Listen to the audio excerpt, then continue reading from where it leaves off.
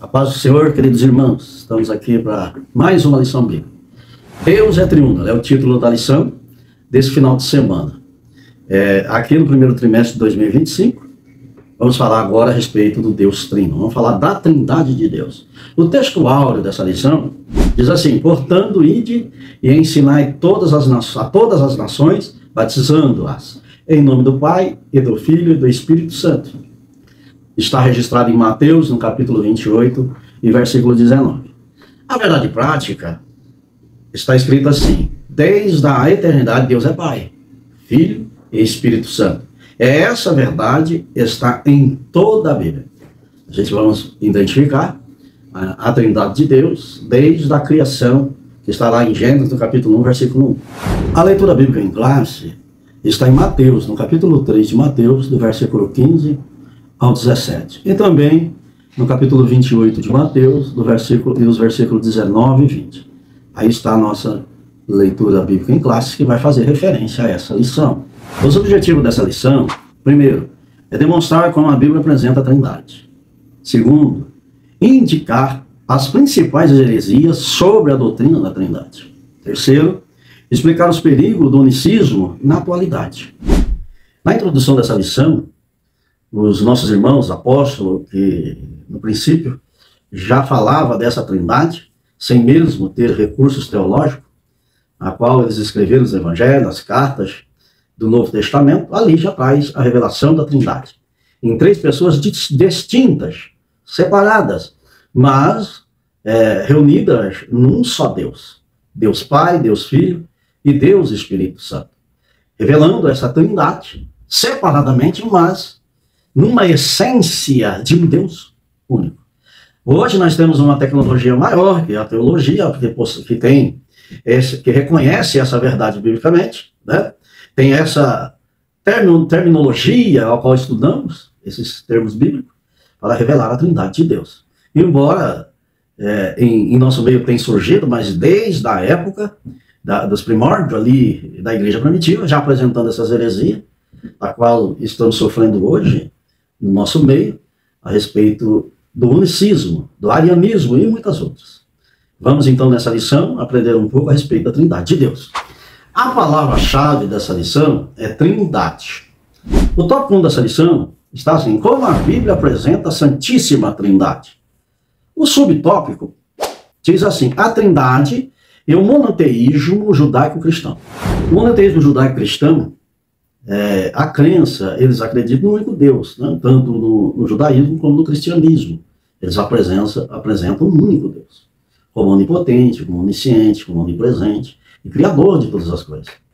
O judaísmo e do cristianismo, apesar de ter diferença significativa em doutrina e práticas, ambas as religiões têm em comum a adoração ao único Deus. As características do monoteísmo judaico-cristão: primeiro, um Deus único, tanto no judaísmo quanto no cristianismo. A crença de que Deus é único e não há outro deuses além de Deus, aqui, em referência ao judaísmo e o cristianismo, vai apresentar Deus absoluto. No cristianismo vai apresentar Deus, mais especificamente, na Trindade. Deus Pai, Deus Filho e Deus Espírito Santo. No Novo Testamento a gente vai encontrar várias referências bíblicas que falam dessa Trindade.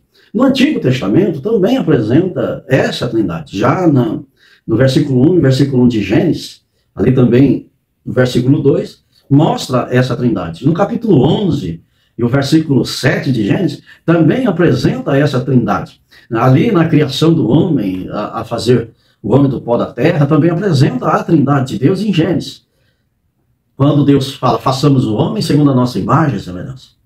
Ali também tem uma demonstração da ação divina em Trindade. No judaísmo, isso é enfatizado no Shema Israel. Ouve, Israel, o Senhor nosso Deus é o único Senhor. Lá em Deuteronômio, capítulo 6, versículo 4. Mostra um Deus único. No cristianismo, a ideia de um Deus único também é central, mas com a doutrina da Trindade: Pai, Filho e Espírito Santo, que apresenta Deus em três pessoas em uma só essência. A origem divina: ambos acreditam que Deus é eterno, infinito, transcendente, mas também pessoal, ou seja, está envolvido com a criação e a vida humana.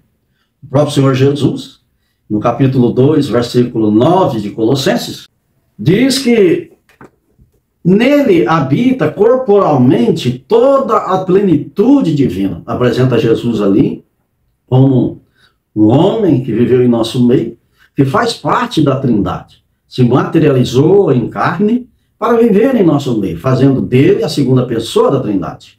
A ética aqui, o monoteísmo judaico-cristão, enfatiza uma vida ética baseada nos mandamentos divinos, como os 10 mandamentos, que são comuns a ambas as tradições. Acredita-se que Deus se revelou à humanidade. Os judaísmos através da Torá, ou do Taná. Começa ali no Torá, né? Porque a Taná, ela é dividida em 3 partes. A primeira parte é o Torá, a segunda parte é o Kevim, e a terceira parte é o Ketuvim. O Torá aqui engloba os Pentateucos, que são os livros da lei. O Kevim engloba aqui os livros históricos e proféticos. E o Ketuvim vai falar a respeito dos livros poéticos.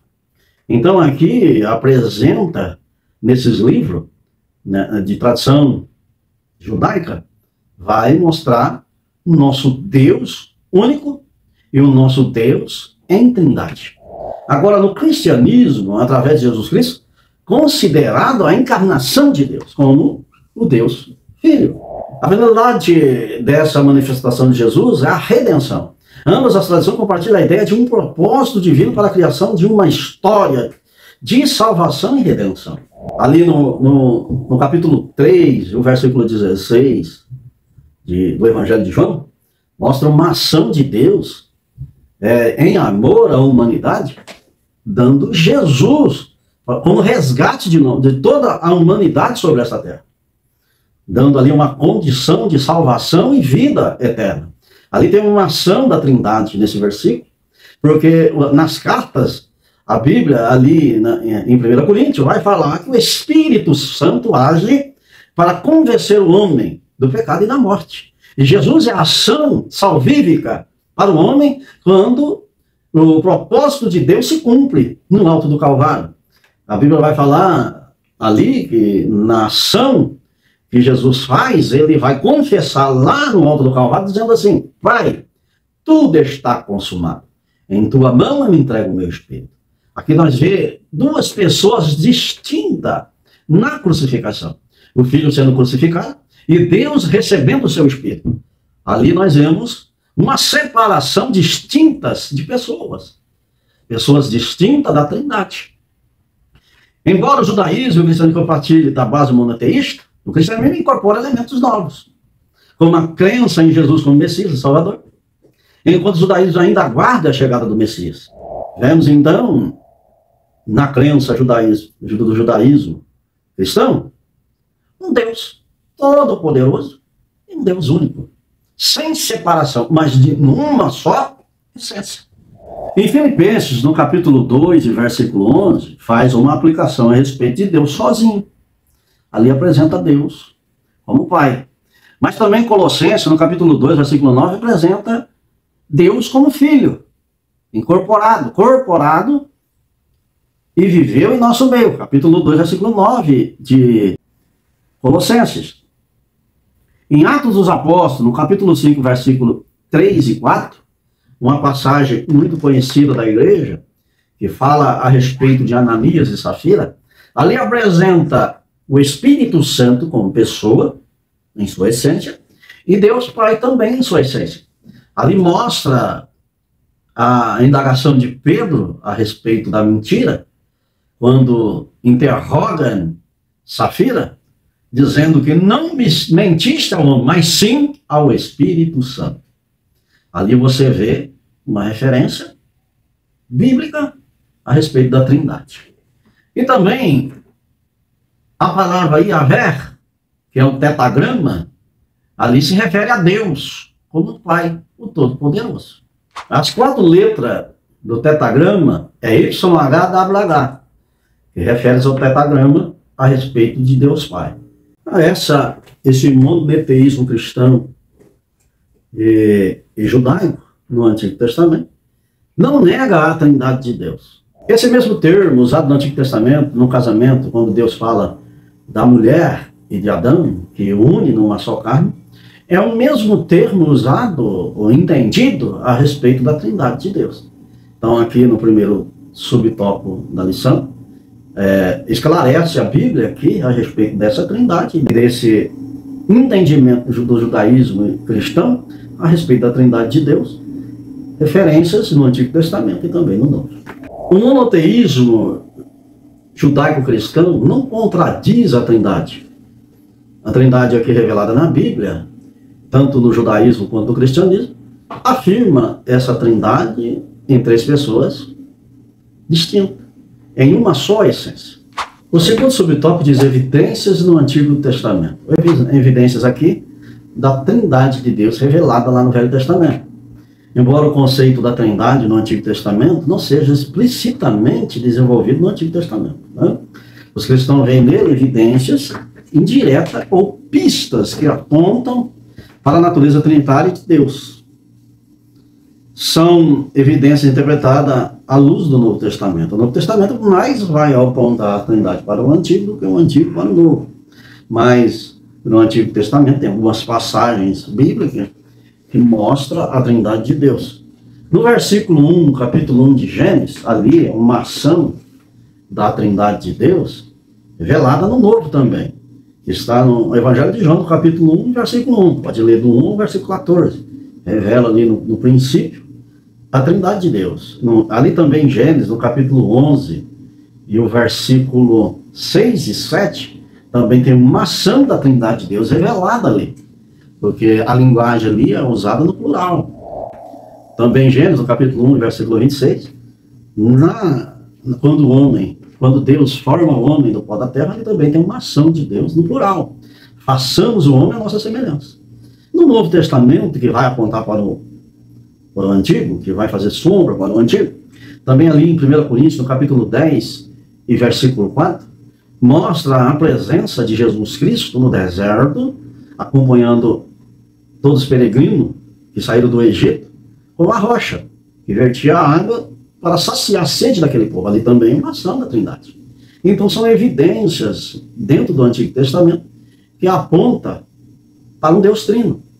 Nas profecias messiânicas, como em Isaías, no capítulo 53, como em Isaías, no capítulo 9, versículo 6, ainda no capítulo 7, versículo 14, e várias outras que apontam a vinda do Senhor Jesus como Messias.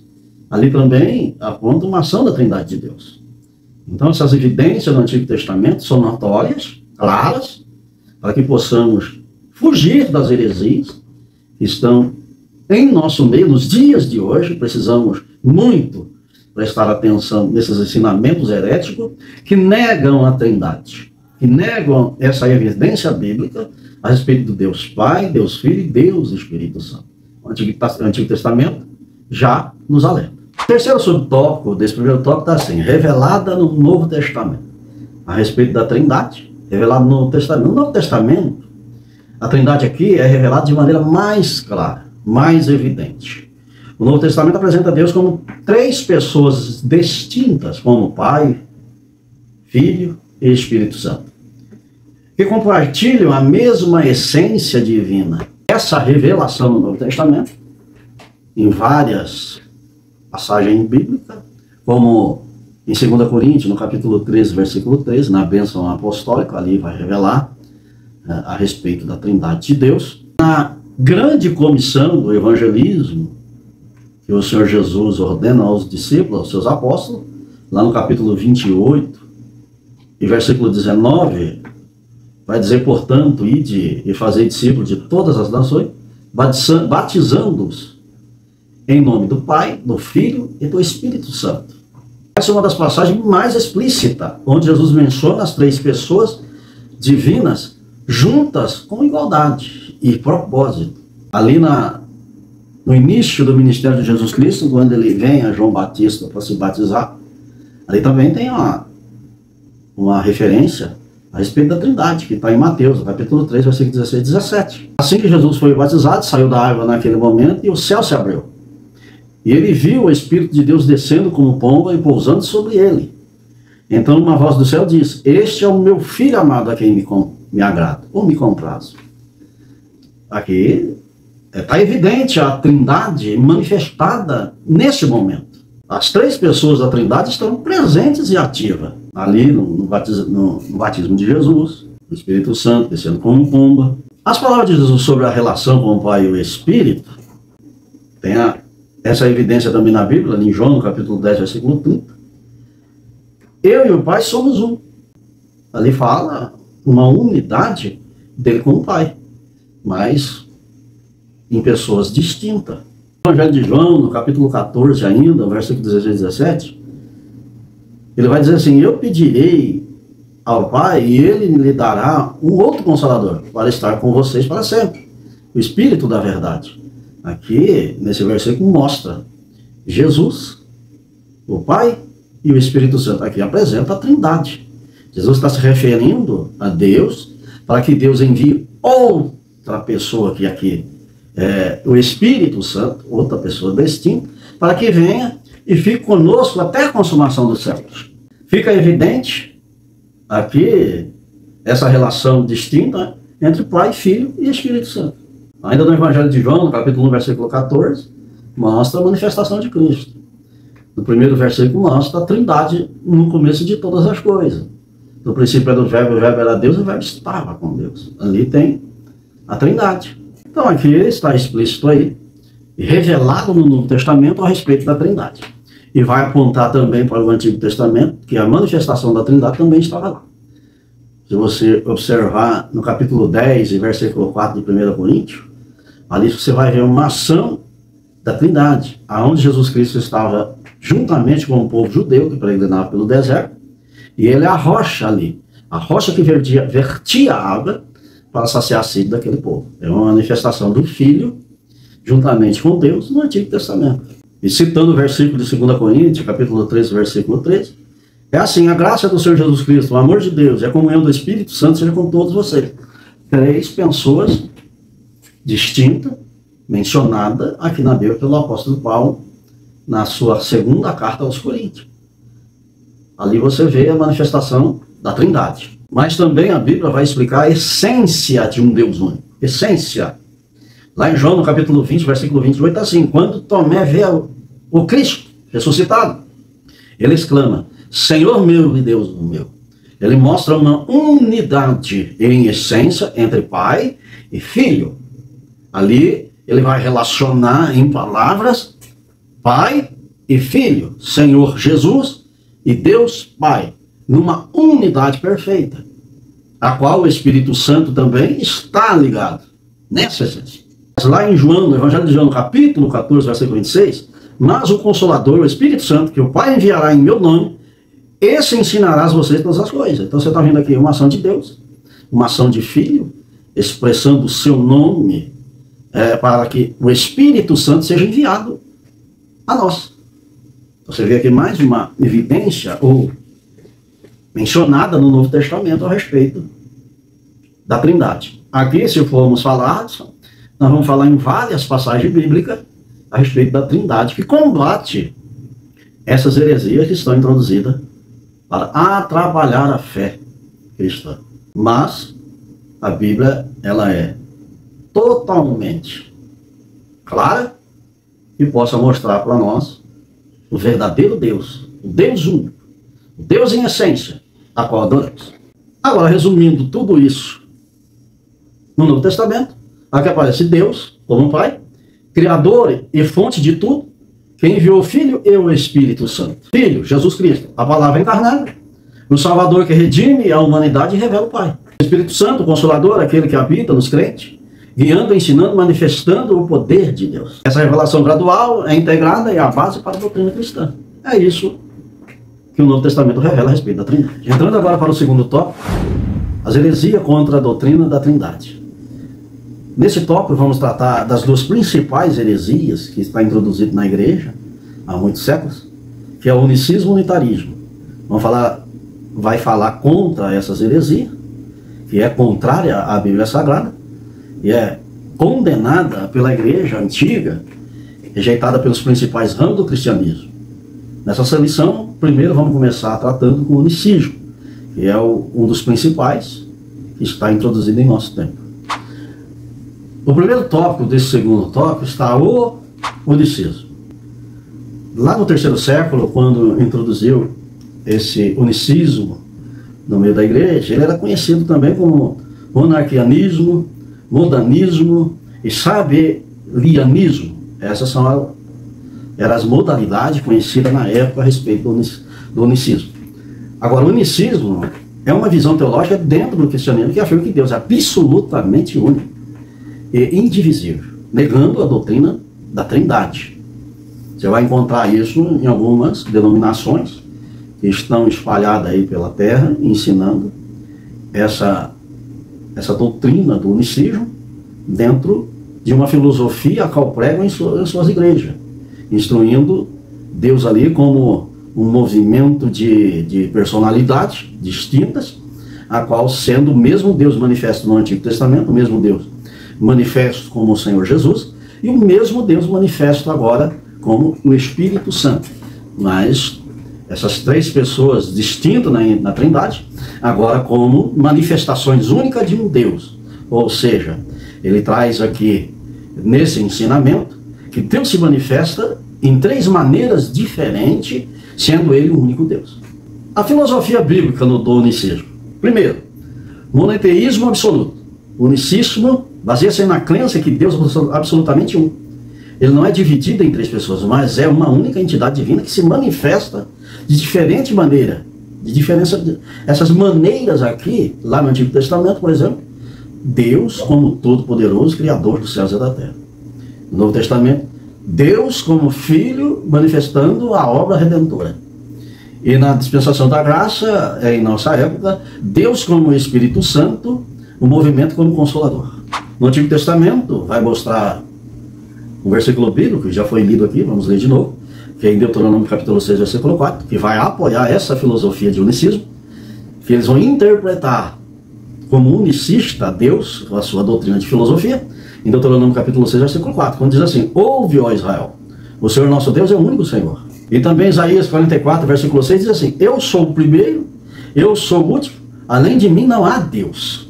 Aqui incorpora as três manifestações de Deus em toda a história bíblica, como ele sendo um Deus único. Segundo, Jesus como uma manifestação plena de Deus. O unicismo ensina que Jesus Cristo é a manifestação plena de Deus em carne. Ele é uma pessoa distinta do Pai, mas é o próprio Deus, Pai encarnado. Ele está aqui, ele saiu de lá e veio aqui, sendo o mesmo Deus do Antigo Testamento, na sua dispensação do seu poder e suas realizações no Antigo Testamento, como a abertura do Mar Vermelho, o maná que caiu do céu, e a carne enviada ao deserto, e várias outras coisas que foram feitas no Antigo Testamento através do poder de Deus. Esse mesmo Deus agora no Novo manifestado como Jesus Cristo. Ele vai usar João, o unicismo vai usar João capítulo 10, versículo 30, em o Pai somos um. João, Evangelho de João, capítulo 14, versículo 9, quem me vê a mim, vê o Pai. Também Colossenses, capítulo 2, versículo 9, porque dele habita corporalmente toda a plenitude da divindade. A divindade referindo a Deus dentro de um corpo manifestado em Jesus Cristo. Deus aqui encarnado. 3. O Espírito Santo como o próprio Deus em ação. O unicismo, o Espírito Santo, não é uma terceira pessoa, mas o próprio Deus agindo no mundo e habitando nos crentes. 2 Coríntios, no capítulo 3, versículo 17, ora, o Senhor é o Espírito. Ele se baseia na sua filosofia doutrinária a respeito do Espírito Santo, que Deus é o Espírito Santo. Efésios, no capítulo 4, versículo 4 ao 6, há um só corpo, um só Espírito, um só Senhor, uma só fé, um só batismo, um só Deus, e Pai de todos. Aqui, junta os três num só Deus, único, absoluto.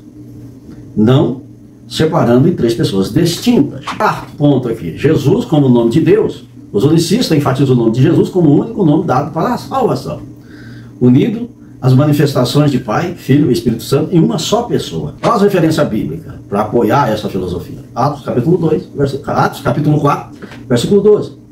Em nenhum outro há salvação, porque debaixo do céu nenhum outro nome há, dado entre os homens, pelo qual devamos ser salvos. Vocês acreditam que esse versículo aqui fala de Deus, Deus como único. Único em tudo, em toda ação, em toda a essência. Não há uma distinção de pessoas. Embora lá em Mateus, no capítulo 28 e versículo 19, interpretado pelos unicistas como batismo em nome de Jesus. Batizando em nome do Pai e do Filho e do Espírito Santo. O que eles vão falar aqui? Que em nome de Jesus está no singular. Por estar no singular, não diz que é plural. Então, quando fala em nome do Pai, Antigo Testamento, em nome do Filho, na manifestação de Jesus, na crucificação, e depois na dispensação da graça, que é do Espírito Santo. Ele falou que no singular abrange essas três pessoas num só, um Deus único. A teologia unicista, ela enfatiza: Deus é um ser único e indivisível, não se divide. É só um Deus. Jesus é o único nome, a manifestação de Deus em carne. Olha a filosofia. O Espírito Santo é a operação de Deus e não uma pessoa separada. Essa é a ideia da filosofia dos unicistas. Eles entendem as escrituras de maneira que rejeitam a doutrina da Trindade, interpretando passagens bíblicas para sustentar a unicidade absoluta de Deus. Eles rejeitam várias passagens bíblicas que mostram em evidência a Trindade. Ali eles não conseguem enxergar um pensamento filosófico para poder encaixar essa doutrina unicista para rejeitar a Trindade de Deus. Como que a Bíblia combate essa filosofia unicista? Apesar da filosofia deles estar baseada em alguns trechos bíblicos, mas são textos fora de contexto. Esse texto fora de contexto é para afirmar filosofias humanas, que é ao contrário da Bíblia. Agora, a Bíblia agora vai combater esse unicismo dessa filosofia. A Bíblia apresenta evidências claras para a doutrina da Trindade, que ensina que Deus é o único Deus em três pessoas distintas: o Pai, o Filho, que é Jesus Cristo, e o Espírito Santo. Embora a palavra Trindade não apareça na Bíblia, o conceito está presente em muitas passagens que diferenciam essas três pessoas, enquanto afirma a unidade de Deus. Aqui está falando em essência, não unidade, mas com pessoas distintas, expressas, claras, visível dentro das Escrituras. Vamos ver aqui algumas maneiras pelas quais a Bíblia refuta a filosofia unicista, né? E sustenta a doutrina da Trindade. A Bíblia vai mostrar que o Pai, o Filho e o Espírito Santo são distintos um do outro, refutando a ideia do unicista, que Deus apenas se manifesta de modos diferentes. Vamos ver aqui a ação de Deus, a ação do Filho e a ação do Espírito Santo separadamente, mas a referência da essência. Lá em Mateus, no capítulo 3, do versículo 16 ao 17, vemos todas as três pessoas da Trindade atuando simultaneamente. Ali naquela passagem, Jesus está sendo batizado, o Espírito Santo desce sobre Jesus como uma pomba, o Pai fala lá do céu: este é o meu Filho amado, em que me agrado. Isso não faz sentido à ótica unicista, pois mostra que o Pai, o Filho e o Espírito Santo estão presentes atuando separadamente no mesmo momento. Você vê ali a ação de Deus, a ação do Filho e a ação do Espírito Santo, totalmente separado. E isso é uma evidência clara da Trindade. Também João, no capítulo 14, versículo 16 e 17, diz assim: disse Jesus: eu rogarei ao Pai, e ele vos dará outro Consolador, para que fique convosco para sempre, o Espírito da verdade. Você vê que Jesus refere ao Espírito Santo como a terceira pessoa. Então você vê que uma ação dele pedindo para o Pai, que está no céu, que envia o outro Consolador. Você vê que ele está colocado aqui como uma terceira pessoa. Então é uma evidência da Trindade. A consistência eterna das três pessoas. A filosofia unicista afirma que o Pai, o Filho e o Espírito Santo são apenas modos ou manifestações temporárias de Deus. Mas a Bíblia mostra que eles coexistem eternamente, são eternos. Jesus, o apóstolo Pedro vai falar a respeito de Cristo e da sua crucificação, lá no princípio, desde a fundação do mundo.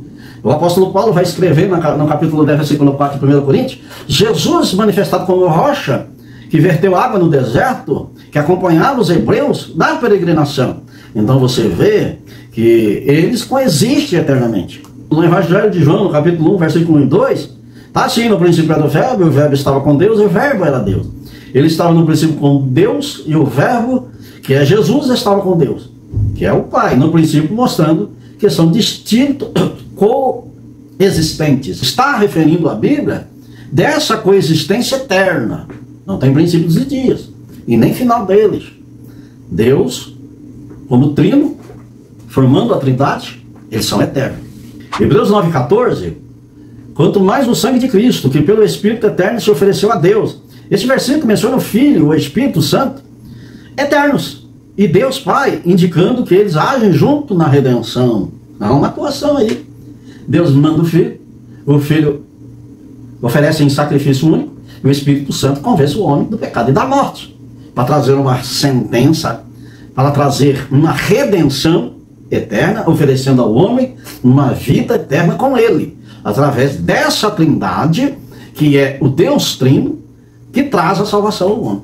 A Bíblia frequentemente mostra o Pai enviando o Filho ao mundo, algo que não seria lógico se eles fossem a mesma pessoa, não teria como separar Deus do Filho se não houvesse a trindade.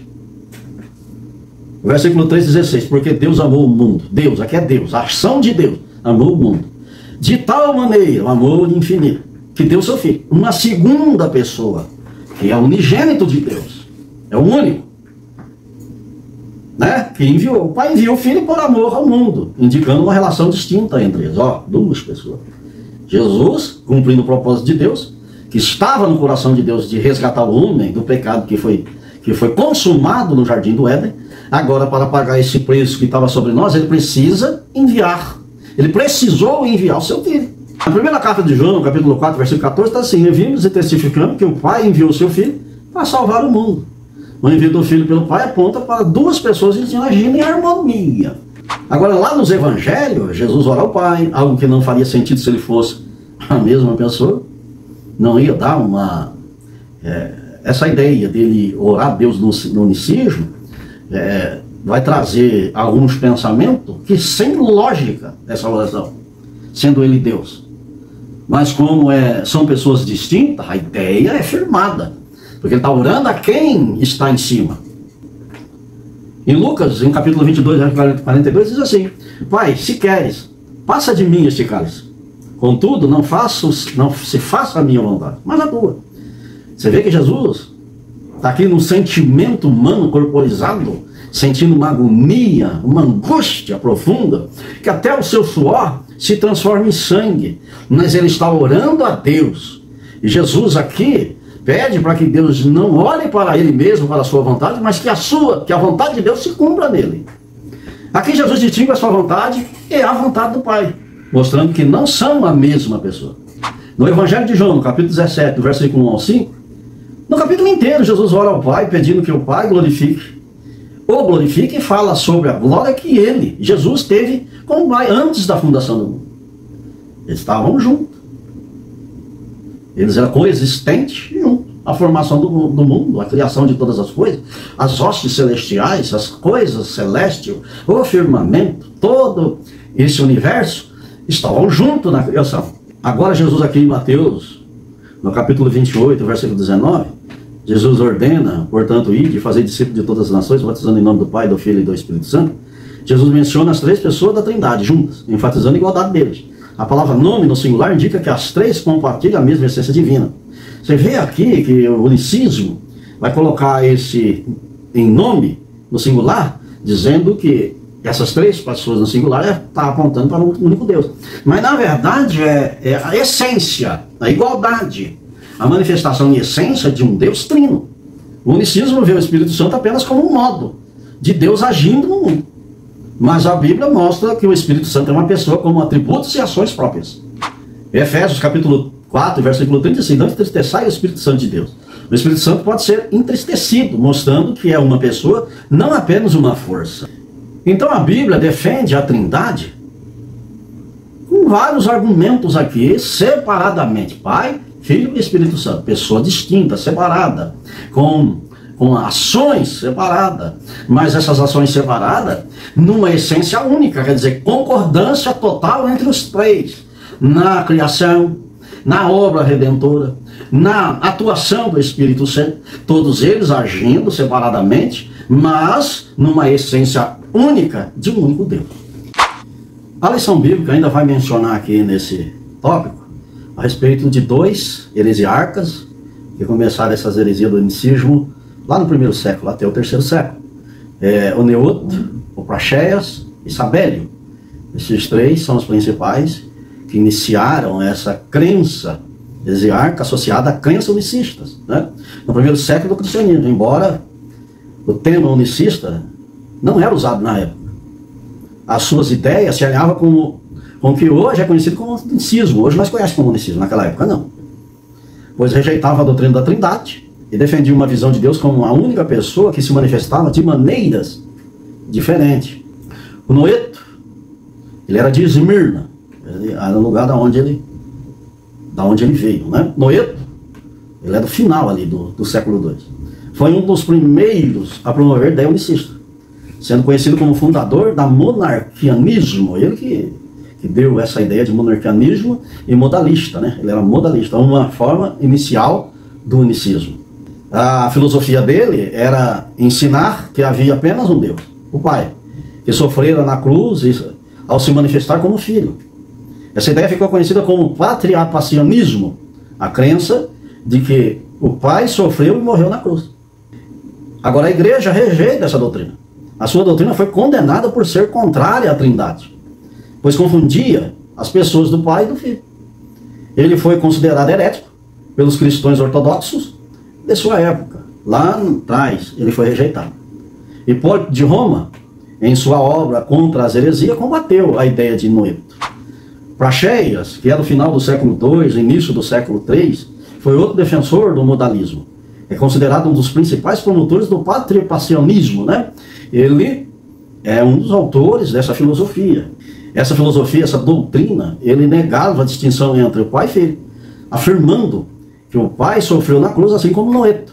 Ele defendia que Deus era uma única pessoa que se manifestava de formas diferentes. Essa polêmica que entrou ali dentro da igreja, que foi combatida, né, por os primeiros patriarcas da igreja, ele é famoso por ter sido criticado, né? Ele foi criticado, e o principal patriarca da igreja que foi contra essa doutrina dele era Tertuliano, que escreveu a obra Contra Praxeas para refutar suas ideias. Tertuliano, ele unizou Praxeas dizendo assim, ó: Praxeas prestou 2 serviços ao diabo: expulsou o Paraclito e crucificou o Pai.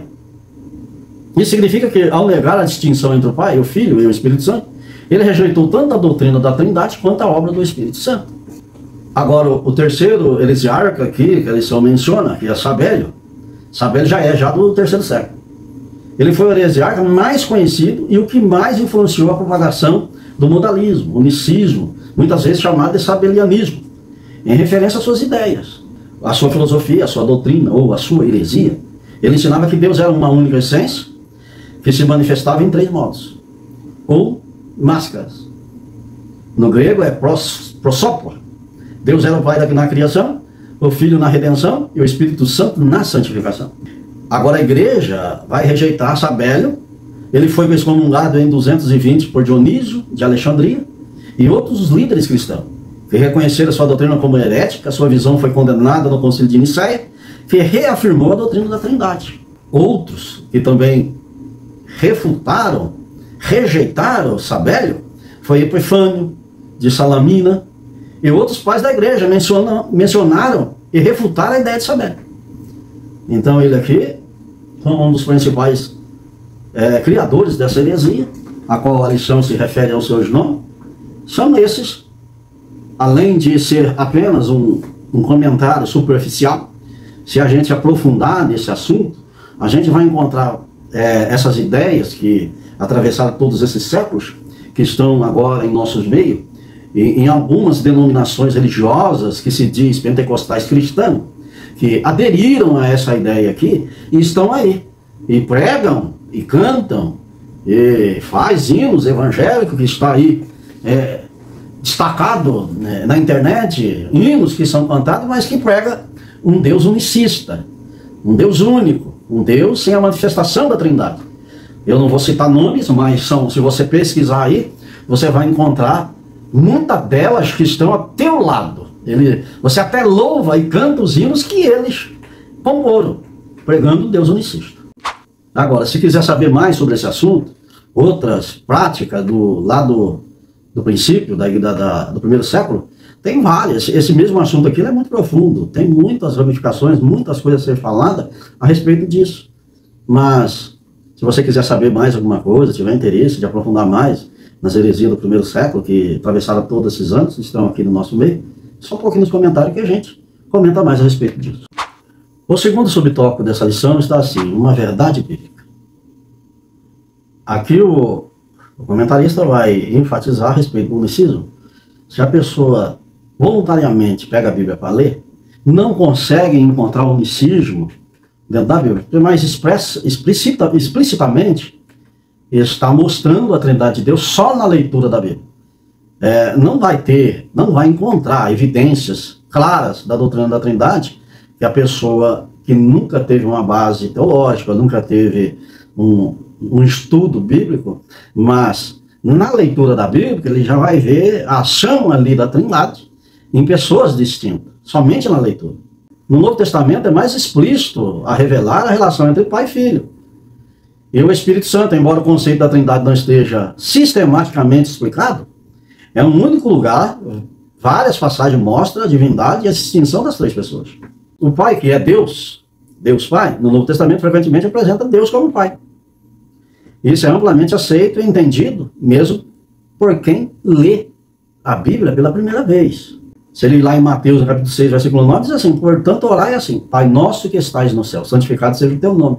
Ele está vendo Jesus ensinando seus discípulos a orar e dirige ao Pai que está no céu. Aqui já identifica duas pessoas distintas. Lá no Evangelho de João, no capítulo 17, versículo 1 ao 3, Jesus ora ao Pai, reconhecendo-o como Deus. E muitas outras passagens bíblicas que afirmam a Trindade de Deus, que para quem lê pela primeira vez, tem facilidade de reconhecer essa ação de Deus trino em pessoas distintas, agindo na obra salvadora do homem. Vai identificar ali Deus como Pai, Jesus como Filho, o Espírito Santo como pessoa atuando para a santificação do homem.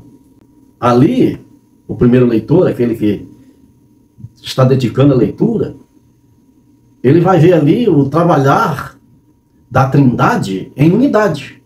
Embora a doutrina da Trindade possa não ser imediatamente compreendida de forma sistemática, o leitor perceberá os fundamentos. Há um único Deus, mas ele se revela como Pai, como Filho e como Espírito Santo. Cada um com um papel distinto na obra da salvação. Você vê que só ler que já vai enxergar. Isso está nesse segundo subtópico, que é a verdade bíblica. A própria Bíblia já revela a Trindade de Deus como a verdade explícita. O leitor, na primeira leitura da Bíblia, já vai conseguir separar. Agora, no terceiro tópico dessa lição, diz assim: unicismo, heresia antiga na atualidade. O primeiro subtópico está assim: problema. Qual é o problema que traz nos dias de hoje esse conceito de filosofia unicista? Aqui na lição vai apresentar alguns meios que estão introduzidos em nosso meio através de cânticos, né? Letras de músicas cristãs, que traz uma doutrina unicista, onde muitas igrejas aí estão louvando esses hinos, cantando dentro das suas congregações, esses hinos unicistas. Essa doutrina unicista, que traz um problema no contexto religioso, elas são conhecidas por sua crença na unicidade absoluta de Deus. Isso é fato, né? Nós aprendemos em toda essa lição que estamos aqui estudando. Faz um conflito teológico com as outras doutrinas, a visão unicista, diverge das tradições cristã e trinitárias, né? Então, letras de música tem que prestar atenção. Quando for louvar, tem que identificar ali a Trindade de Deus. Tem que louvar Deus na sua essência, naquilo que ele se revelou à igreja. O exclusivismo religioso, algumas correntes unicistas adotam posturas exclusivas. Tem que tomar cuidado com essas letras que traz exclusividade a um Deus único. Tem que fazer referência à Trindade. A interpretação, os desafios bíblicos, a doutrina unicista, muitas vezes criticada por interpretar texto bíblico de maneira seletiva e literalista, né? Eles fogem do contexto. E dentro da nossa atualidade aí, tem algumas denominações que foram criadas de alguns grupos musicais, que são hinos que são celebrados dentro dentro da nossa igreja que prega a verdadeira Trindade de Deus. Essa dificuldade do diálogo interreligioso pode resultar uma visão mais amplamente aceita da Trindade. Cuidado! Pode trazer confusão no entendimento daqueles que estão se agregando à igreja e passar a adotar essa doutrina que está aí, que é o unicismo, e desencorajar aqueles que estão principiando na fé e acabam rejeitando a doutrina da Trindade. Aí, dessa forma, vai acontecer rupturas da unidade cristã. Aí a insistência em um modelo teológico exclusivo pode levantar a fragmentação da igreja, de igrejas e denominações. Cria outra, sai dali, vai para outra, começa a criar os seus próprios pensamentos baseado nessa filosofia que não é bíblica, que são fragmentos da Bíblia, tirada fora de contexto, traga essa divisão, essa ruptura no nosso meio. Esses desafios do unicismo são exclusivos, né? Pode surgir quando a interpretações exclusivistas da doutrina religiosa entra em confronto com a crença mais amplamente difundida. A confrontar a Trindade, aquilo que a Bíblia fala, aquilo que a Bíblia revela, a separação de Deus, separação de Deus Pai e Deus Espírito Santo. Aí entra esse confronto. Temos que estar ciente dessas denominações, desses hinos que são louvados, principalmente na internet, a qual muitos buscam lá inspiração, ou até mesmo copiam as letras, aprende a louvar conforme está lá, e traz para dentro da igreja pregando um Deus único. No segundo subtópico está assim, uma reflexão bíblica. Nessa reflexão bíblica aqui, a lição vai tratar de algumas músicas unicistas que converte almas ao Senhor Jesus. Aqui, Deus vai dar veracidade à sua palavra. Aqui o comentarista vai falar que a mão que está doente, a mão que está infeccionada por doutrinas heréticas, filosofias pagãs, que não condiz com a palavra de Deus, também vai semear essa semente, que é a palavra, e pessoas vão ser salvas, aceitar Jesus como o único e suficiente Salvador. Porque a música tem um papel poderoso no evangelismo e na conversão. Especialmente quando transmite mensagens claras e profundas sobre Deus e a sua salvação. No contexto unicista, as letras das músicas que exaltam a unicidade de Deus, destacando que Jesus é a manifestação plena de Deus, pode alcançar corações de maneira única.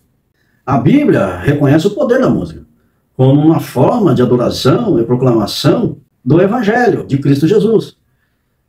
Tem uma passagem em Colossenses, no capítulo 3, versículo 16, diz assim a palavra de Deus: habita ricamente em vós a palavra de Cristo, instruí-vos, aconselhai-vos mutuamente em toda sabedoria, louvando a Deus com salmos e hinos e cânticos espirituais com gratidão em vosso coração.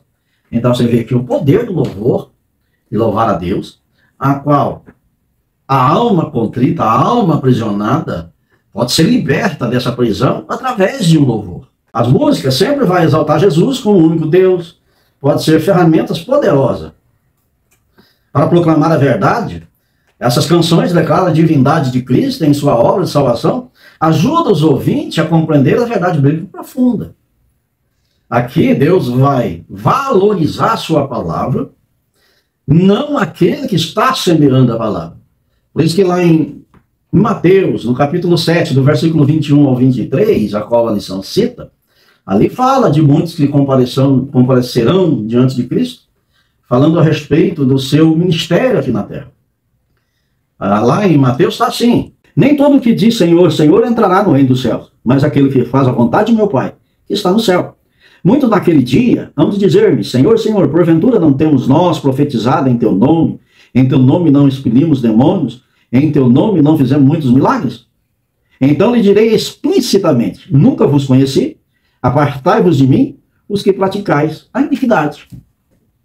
Essa é a situação daqueles que semeiam a palavra, mas não cuidaram de si mesmo, não olharam para si mesmo, deixou essa filosofia herética entrar em seu coração. O Senhor Jesus vai dizer assim, que adianta ganhar o mundo inteiro e perder a sua própria alma? O próprio Senhor Jesus vai dizer que a palavra ganha o mundo inteiro, mas eu também preciso me ganhar para Cristo, renunciando e aprendendo a verdadeira palavra, a qual a Bíblia explicitamente, claramente ensina, dessas sombras heréticas que nos ronda. E essas doutrinas, essas filosofias unicistas, elas procuram base, contextos bíblicos para afirmar esses pensamentos. Ali a gente precisa analisar o texto, o contexto, para fugir disso. Por isso que essa música salva almas, mas a hora que elas entram pela palavra de Deus, o Espírito Santo começa a agir. Em 1 Pedro, aliás, em 2 Pedro, no capítulo 1, versículo 19, é um versículo muito importante para quem aceita Jesus. Temos assim tanto mais confirmada a palavra profética, e fazei bem em entendê-la, como uma candeia que brilha em um lugar tenebroso, e até que o dia clareie e a estrela alva nasça em vosso coração. É uma formação, é crescente, até que ela se forme por completo. E a pessoa que aceita Jesus lá, ouvindo uma música unicista, que ele entra pela palavra, ela vai crescer, desabrochar. Porque Deus, ele tem cuidado da sua palavra. Lá em Jeremias, no capítulo 1, e versículo 12, está assim. Disse-me o Senhor, viste bem, porque eu velo sobre a minha palavra para cumprir. Deus está atento em toda a sua palavra para cumprir no coração dos homens. O instrumento aqui é o homem, mas direcionado pelo Espírito Santo. O homem vai pregar a palavra, direcionada pelo Espírito Santo, trazer a palavra de Deus à memória do pregador, expressar o sacrifício de Jesus Cristo no alto do Calvário, mostrar que ele é o único caminho para chegar a Deus, para que o homem seja salvo. Aqui há uma ação de Deus. Então, dentro dessa letra da música unicista, apresenta Jesus. E o Espírito Santo vai deixar desabrochar essa palavra no coração das almas e eles se achegarem a Jesus Cristo. Essas letras de música que inspiram a adoração, arrependimento, que fala do sacrifício de Jesus, da necessidade da salvação, vai levar as pessoas ao arrependimento. Tirando aqui uma ideia unicista, porque não aparece esse unicismo dentro da letra, embora que vai falar de um Deus único, mas o ouvinte, o necessitado, vai pegar essa parte do sacrifício de Cristo, a necessidade da salvação, e ali Jesus trabalha para que o homem seja salvo. Essas letras que apresentam também várias mensagens, vários versículos bíblicos que traz nas suas letras de música, é uma ação do Espírito Santo para salvar a alma. É isso. Esse segundo tópico é que dá a entender nessa lição. É uma reflexão bíblica. Ela traz que a pessoa passa a meditar, refletir, colocar ele diante dessa palavra, qual é a sua condição diante da palavra que está sendo anunciada. E por essa reflexão, não importa a mão que está semeando, mas ali Deus age. Terceiro subtópico, posição oficial. Aqui a lição está falando a respeito da nossa posição, a respeito dessa heresia. E aqui ela vai colocar a nossa declaração de fé, que fala a respeito dessa heresia, do unicismo. A Assembleia de Deus tem uma posição ali na sua declaração de fé. Primeiro, afirmação da Trindade. A Assembleia de Deus defende a doutrina da Trindade, que ensina que Deus é um único ser eterno, existente em três pessoas distintas, o Pai, o Filho, que é Jesus Cristo, e o Espírito Santo. Essa crença é baseada em textos bíblicos como Mateus 28:19, João, ali no Evangelho de João, no capítulo 1 ao versículo 14. Essa posição da Assembleia de Deus, a rejeição do unicismo, por ser contrária à doutrina bíblica da Trindade. A Igreja, a Assembleia de Deus, rejeita o unicismo, considerando-o herético. O unicismo é associado a um grupo como a Igreja Pentecostal unida a outras denominações. Só Jesus, que ensina que o Pai, o Filho e o Espírito Santo são apenas diferentes manifestações de um único Deus. A Igreja Assembleia de Deus se posiciona contra essas denominações. Existem outros nomes, outras denominações que estão aí e são relevantes em nosso meio, a qual prega o unicismo. Na visão da Assembleia de Deus, a doutrina da Trindade é fundamentada na revelação bíblica, enquanto o unicismo distorce uma passagem da Escritura e não reflete a natureza plena conforme a revelada na Bíblia. Isso é a posição da Assembleia de Deus. A gente que somos, que cremos na Trindade, a gente não prega um Jesus falso, a gente prega o Jesus verdadeiro que está nas Escrituras. E nem está registrado um versículo que está na lição, que é ali em 2 Coríntios, capítulo 11, versículo 4, que diz assim: na verdade, vindo alguém, prega outro Jesus que não temos pregado, ou se aceitais espírito diferente que não tendes recebido, ou evangelho diferente que não tendes abraçado, a esse de boa mente o tolerais. Não é para ser ignorante, mal educado, mas você precisa ter uma tolerância, ter o fruto do Espírito ali, para você ser bondoso, você ser longânimo e tolerar a prática desses unicistas que querem implantar essa doutrina em nosso meio. A Assembleia de Deus tem a sua posição a respeito disso tudo. O tópico diz a posição oficial, essa é a nossa posição. Agora, a conclusão dessa lição diz assim: introdução do credo de Atanásio resume a doutrina da Trindade. Todo aquele que quer ser salvo, antes de tudo, deve professar a fé cristã, a qual é preciso que cada um guarde perfeita, inviolada, ou terá com certeza de perecer para sempre. A fé cristã é esta: que adoremos um Deus em trindade e em unidade, não confundimos as pessoas e nem separamos a substância.